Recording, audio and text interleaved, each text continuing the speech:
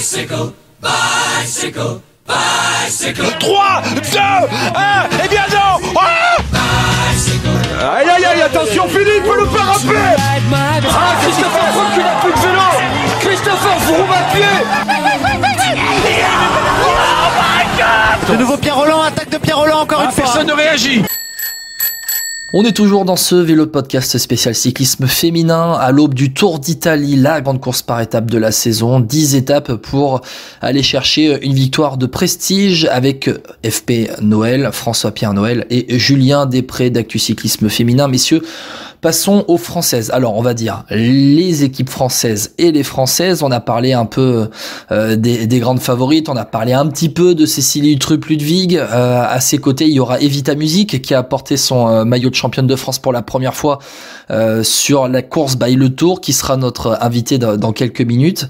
Evita Music, juste pour parler d'elle un petit peu quand même, Julien, c'est la jeunesse de la FDJ Nouvelle-Aquitaine Futuroscope qui a gagné le championnat de France en matant un petit peu ce qui se faisait de mieux à ses côtés, notamment Audrey Cordorago, et qui l'a eu, on va dire, avec comment dire, pas un déficit, mais justement de la supériorité numérique et de la malice en même temps. Evita Music qui est passée sur le côté gauche le long de la barrière pour glaner ce titre de championne de France.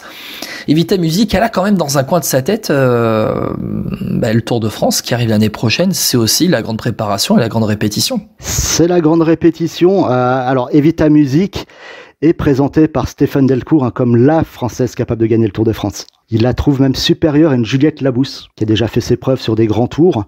Je suis de l'avis de Stéphane Delcourt. C'est vraiment, je pense, le prototype de la fille pour les courses par étapes. Elle roule bien, elle grimpe bien, c'est une puncheuse. Je pense qu'il n'y a pas grand-chose à dire de négatif sur les courses par étapes pour Evita. Après, on va voir cette semaine, parce que l'année dernière, saison particulière et parcours particulier sur le Giro Rosa, donc à voir. Ce qui lui manque, c'est un gros résultat. C'est ça, c'est une référence. Il manque une référence. Une étape du Giro, c'est déjà pas mal. Non, mais je veux dire, sur un classement général, intégrer le top 5, voire même podium, à approcher le podium. Comme l'avait fait Cécilie l'année dernière en terminant 4e. Ou un maillot blanc. Ça peut l'aider aussi à débloquer. C'est vrai. Parmi les autres françaises, parce qu'Evita Music, on en parlera évidemment avec elle dans quelques minutes, tu le disais Guillaume, tu vois qui peut-être pour remporter plus une étape, parce qu'on va pas se mentir, entre l'équipe Arkea qui est présente avec que des françaises, mais d'un niveau un peu peut-être moindre sans être péjoratif, on a Aude Bianic qui est là pour la Movistar, et on a Juliette Labousse pour la team DSM.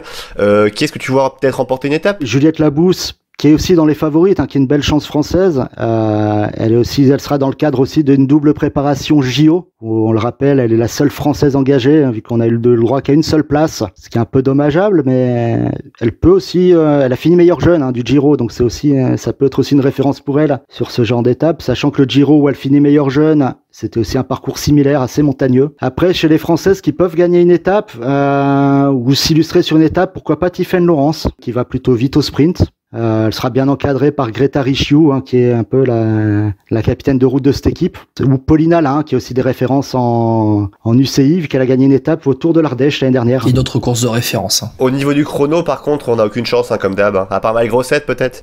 Sur un chrono comme ça. C'est pas un vrai chrono. Maëlle... Pour le coup, François-Pierre, c'est un chrono qui va monter à 1700 mètres d'altitude avec une moyenne de 7-8% dans le col. Ouais, je voyais plus Juliette ou Evita sur ce genre de chrono. C'est vrai. Et 11 bornes seulement. C'est un chrono de 11 bornes. Alors 11 bornes à 8%, c'est pas pareil que 11 bornes sur le plat forcément. C'est vrai. Mais l'effort, il devrait être quoi de...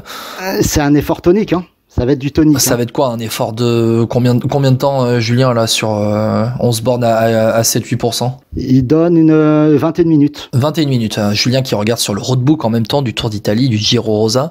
21 minutes, franchement, c'est pas... Ça fait 32 de moyenne. Bah ouais, c'est pour un profil puncher quand même. Ouais, Evita, Juliette qui a fini top 5 sur la flèche, donc qui est la course référence des punchers actuellement chez les femmes. En tout cas, Julien, on te remercie d'être venu dans ce vélo podcast spécial Giro Rosa. On a parlé en même temps un petit peu de la course by Le Tour qui s'est déroulée la semaine dernière, remportée, on le rappelle, par Demi Vollering devant Cécilie Uttrup-Ludwig. Merci à vous. C'est tout le pays qui est derrière vous.